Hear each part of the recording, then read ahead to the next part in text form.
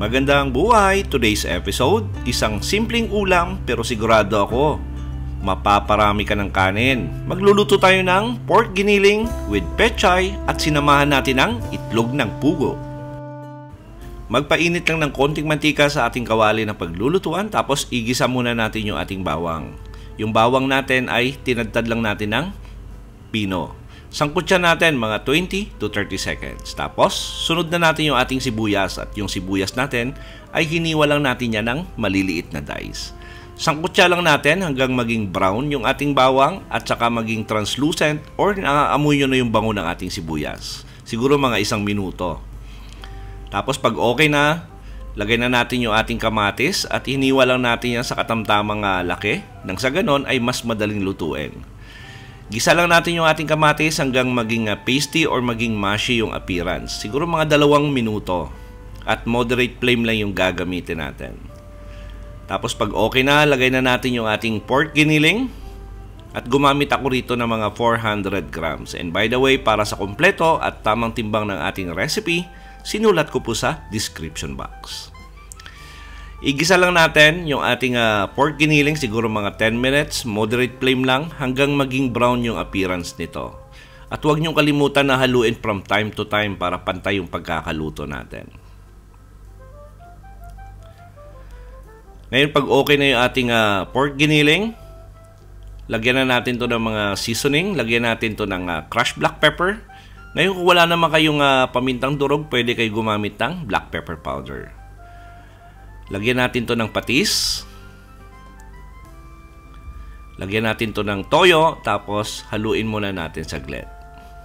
Ngayon depende na yan sa inyo kung gusto nyo ng masabaw yung inyong ginisang giniling na may pechay or konti lang yung sabaw. Ngayon depende po yan pag maraming kakain sa inyo. Siyempre doon na lang kayo sa sabaw bumawi. Lagyan na natin to ng tubig. At maglalagay lang rito ng 2 basong tubig. Tapos gagawin natin dito ay sisimmer lang natin or pakukuluan natin ng mga 20 minutes. At naglagay na rin ako ng flavor enhancer. Naglagay ako ng 1 pirasong broth cube at nagdagdag pa ako ng konting asin. Depende na sa inyo kung gaano kaalat yung gusto nyo. Takpan natin to at saka simmer natin for about 20 minutes.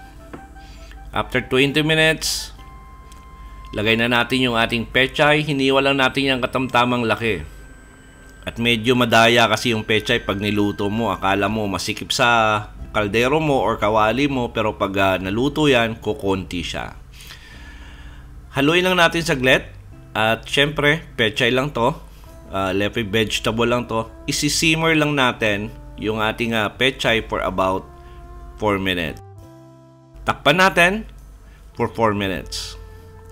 After 4 minutes, kumunti na siya tingnan kasi ganyan yung pechay, madaya pag niluluto. Naglagay na ako rito ng itlog ng pugo. Tapos simmer natin for another 2 minutes at pwede na natin i-enjoy yung ating ginisang pork giniling na nilagyan natin ng pechay at sinamahan natin ng itlog ng pugo. Sa lahat po na nagkagusto ng ating recipe, please like and share this video. Tapos pag bago kayo sa ating kusina, please don't forget to subscribe at pindutin yung notification bell para updated kayo sa mga susunod pa nating masasarap na recipe. Salamat sa panonood at ito ang Kusina ni Dan Levy.